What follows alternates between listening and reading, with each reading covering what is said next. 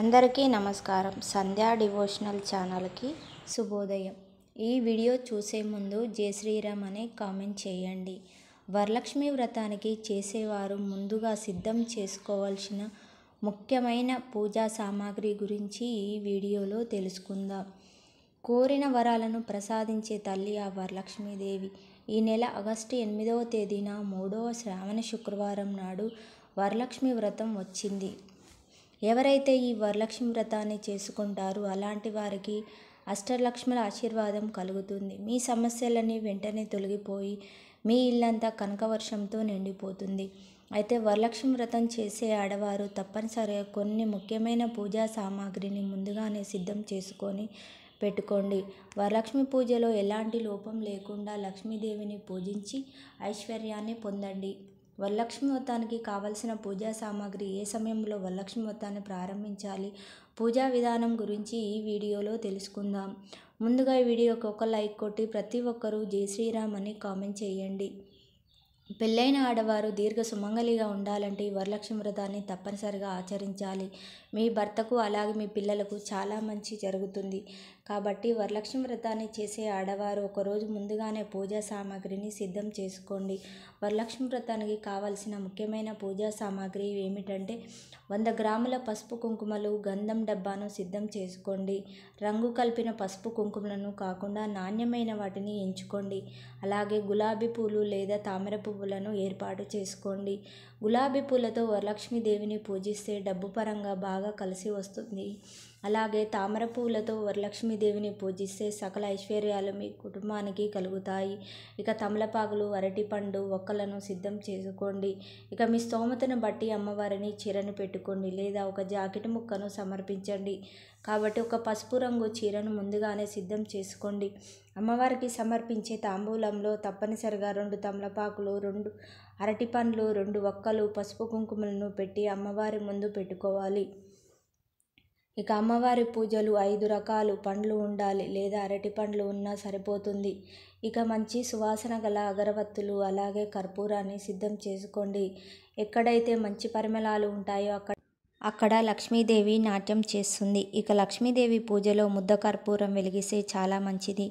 వరలక్ష్మి వ్రత పూజలో తప్పనిసరిగా చిల్లర నాణాలు ఉండాలి. కాబట్టి 11 రూపాయల బిళ్ళను లేదా 21 రూపాయల బిళ్ళను సిద్ధం చేసుకోండి. అలాగే లక్ష్మీదేవి చిత్రపటం లేదా అమ్మవారి రూపును ముందుగానే సిద్ధం చేసుకోండి. కొత్త చిత్రపటం తెచ్చుకుంటే చాలా మంచిది. ఇక కలశం ఏర్పాటు చేసుకోవడానికి ఒక రాగి చెంబు, కొబ్బరికాయ అలాగే ఒక ఎర్రటి వస్త్రాన్ని సిద్ధం చేసుకోండి. అలాగే నోము దారాలు, తోరాలు తయారు చేసుకోవడానికి తెలుపు రంగు దారాన్ని తెచ్చుకోండి. ఇక వరలక్ష్మి వ్రతంలో దీపారాధన చేయడానికి 2 కుందులను ఏర్పాటు చేసుకోండి. పాత కుందులు కాకుండా కొత్త ఉపయోగిస్తే చాలా మంచిది. కాబట్టి 2 ఇత్తడి కుందులు లేదా మట్టి ప్రమిదలను సిద్ధం చేసుకోండి. ఇక దీపారాధన చేయడానికి నాణ్యమైన ఒత్తులు, ఆవు నెయ్యిని ఏర్పాటు చేసుకోండి. విశేషంగా వరలక్ష్మి పూజలో తామరకాడ ఒత్తులు వెలిగిస్తే చాలా మంచిది. లేదా జిల్లేడు ఒత్తులను వెలిగించిన రెట్టింపు పుణ్య ఫలితం లభిస్తుంది. పసుపు కలిపిన అక్షింతలను తయారు చేసుకోండి. ఇక లక్ష్మీదేవికి వేయడానికి ఆభరణాలు సిద్ధం చేసుకోండి. లక్ష్మీదేవిని ఆభరణాలతో అలంకరించిన వరలక్ష్మి వ్రతాన్ని చేసుకుంటే అమ్మవారు ఎంతో మురిసిపోతుంది. లక్ష్మీదేవికి అత్యంత ఇష్టమైన వాటిల్లో ఏనుగులు ఒకటి. కాబట్టి మీకు వీలు కుదిరితే చిన్న సైజులో ఉన్న 2 ఏనుగు విగ్రహాలను తెచ్చుకోండి. వరలక్ష్మి పూజలో పెట్టుకోండి. లక్ష్మీదేవి ఎంతో సంతోషించి ఇక మీ ఇల్లంతా కనకవర్షంతో నింపేస్తుంది. ఒక చిన్న సైజులో ఉన్న లక్ష్మీదేవి విగ్రహం మీ ఇంట్లో కనుక ఉంటే వరలక్ష్మి పూజలో ఆ లక్ష్మీదేవి విగ్రహాన్ని పెట్టుకోండి. పంచామృతాలతో అభిషేకం చేస్తే చాలా మంచిది. ఇక అమ్మవారికి నైవేద్యం తయారు చేయడానికి ముందుగానే సరుకులు సిద్ధం చేసుకోండి. వరలక్ష్మి వ్రతానికి చేసే ఆడవారు పూజా సామాగ్రి మొత్తం ఒకరోజు ముందుగానే సిద్ధం చేసుకోండి. ఇక ఆగస్టు 8వ తేదీన వరలక్ష్మి వ్రతాన్ని ఆచరించే ఆడవారు తెల్లవారుజామునే నిద్రలేచి ఇల్లంతా శుభ్రం చేసుకొని ఇంటి గుమ్మానికి పసుపు రాసి ఇంటి ముందు ముగ్గులు వేసి మామిడి తోరణాలతో ఇంటి గుమ్మాన్ని అలంకరించుకోండి. ముందుగా తులసి కోటను పూజించాలి. మొదటిగా తులసి కోటను పూజిస్తే మీ వ్రతాన్ని చిన్నగా ప్రారంభించుకోవచ్చు. ఉదయం 10:45 నుండి 12:15 మధ్యలో వరలక్ష్మి వ్రతాన్ని ప్రారంభించవచ్చు. ఇక సాయంత్రం సమయంలో వరలక్ష్మి వ్రతాన్ని చేసుకునేవారు సాయంత్రం 6 గంటల నుండి 7:30 మధ్యలో చేసుకోవాలి. వరలక్ష్మి వ్రతాన్ని చేసే ఆడవారు పసుపు రంగు చీరను కానీ, ఎరుపు రంగు చీరను కానీ, ఆకుపచ్చ చీర కానీ కట్టుకోవాలి. ముందుగా నైవేద్యానికి తయారు చేసుకోండి. వరలక్ష్మి పూజలో తప్పనిసరిగా ఉండాల్సిన నైవేద్యాలు ఏమిటంటే పాలతో చేసిన పరమాన్నం, పులిహోర, బెల్లం, పానకం, వడపప్పు, అలాగే గారెలు. ఈ 5 రకాల నైవేద్యాలు సరిపోతాయి. ఇక మీకున్న స్తోమతను బట్టి ఇతర నైవేద్యాలను కూడా నివేదించవచ్చు. శుభ సమయంలో వరలక్ష్మి వ్రతాన్ని ప్రారంభించిన ముందుగా కలశాన్ని ఏర్పాటు చేసుకోవాలి. ముందుగా ఒక ఎర్రటి వస్త్రాన్ని పరిచి ఆ వస్త్రం పైన బియ్యం పోసి బియ్యం పైన కలశాన్ని పెట్టుకోవాలి. కలశానికి కుంకుమ బొట్టు పెట్టి కలశంలో నీళ్లు పోసి పసుపు కుంకుమలను కూడా వేసి కలశం పైన కొబ్బరికాయను ప్రతిష్ఠించండి. కొబ్బరికాయను అమ్మవారి రూపంగా భావించి పసుపు రాసి కుంకుమ బొట్లు పెట్టి కొబ్బరికాయను ఎర్రటి వస్త్రాన్ని చుట్టి ఆ కలశాన్ని పూలతో అలంకరించుకోండి.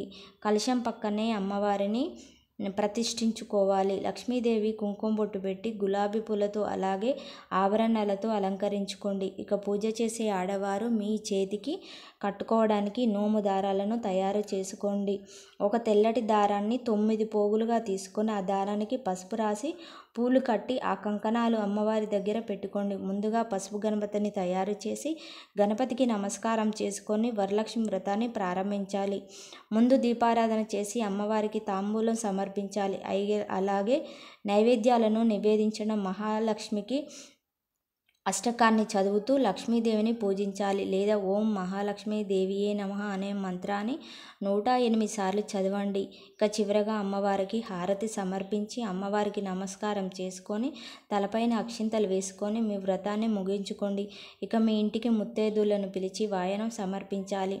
ముత్తైదువులకు సమర్పించే వాయనంలో 2 తమలపాకులు, అరటిపండ్లు, వక్కలు, గాజులు అలాగే నానబెట్టిన శనగలు ఉండాలి. కనీసం 5 ముత్తైదువులకు పిలిచి కాళ్ళకు పసుపు రాసి కుంకుమ బొట్టు పెట్టి వాయనం అందించాలి.